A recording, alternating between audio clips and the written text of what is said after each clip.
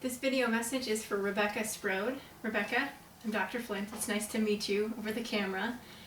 This is going to be a critique on the video that you submitted for Week 2's assignment for Communication and Change in the Master of Science and Sustainability program. I want to say, first of all, a couple of things here.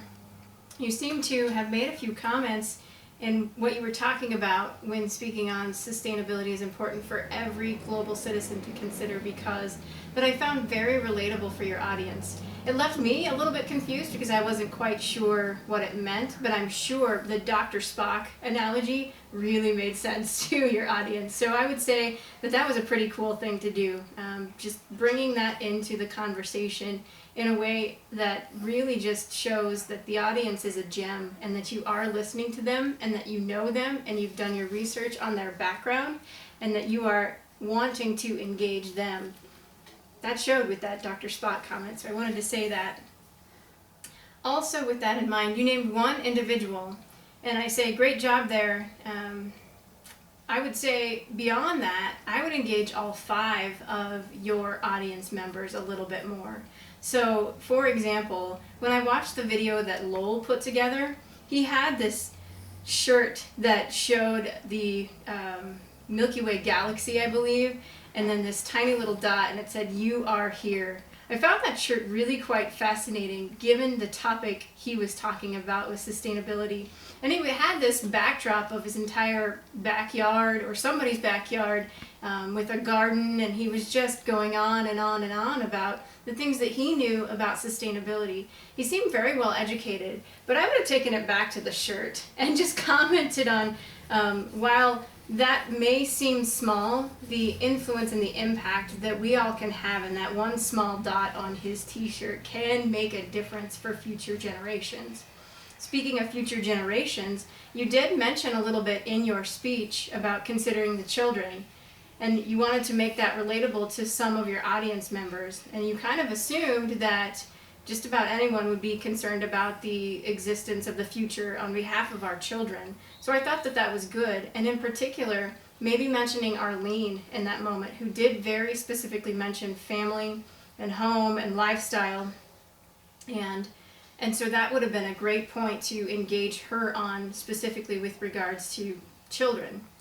So those are a couple of examples of ways that you could engage your audience a little bit more, calling them out by name and showing that you genuinely listened to what they had to say regarding sustainability. Some of the things that I noticed that I really enjoyed from your talk is you said it's simpler and easier, meaning sustainability makes things simpler and easier. And so I would encourage you to use some very specific examples in that moment as well, where you're bringing your audience in and saying things like, it can become simpler and easier, and the first few steps might mean that instead of throwing away your orange peels or your banana peels, why not try to consider using compost or making that into compost, and therefore the soil that you use for your garden next year will be that much more rich because of all these resources that you are reusing in a compost pile. So that's just one example of how it can make things simpler or easier that you could have used to kind of make your point or enhance your point a little bit more in that moment. I did want to point out that your smile engages the audience, and so I would encourage you to use that more. A couple of other quick technical details. Your voice does trail off as you look down and away at your notes, and so keep that in mind and try to be less reliant on your notes in general and really just know the stuff that you know. Maybe practice it a few times before recording yourself. And a case in point with that, right at the beginning of the video, you were noticeably different when you say, "What we practice now." You even looked up and directly at the camera at that moment, which told me that's what you were really focused on. I apologize that I didn't write anything more down than "what we practice now," but I think you went into a couple of examples at that point.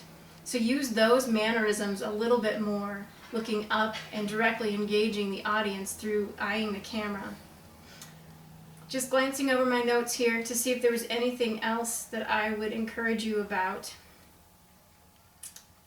I am not seeing anything else here, Rebecca, and so in general you can see the grade for your project this first time through is a 20 out of 20. That will be posted on D2L here soon enough.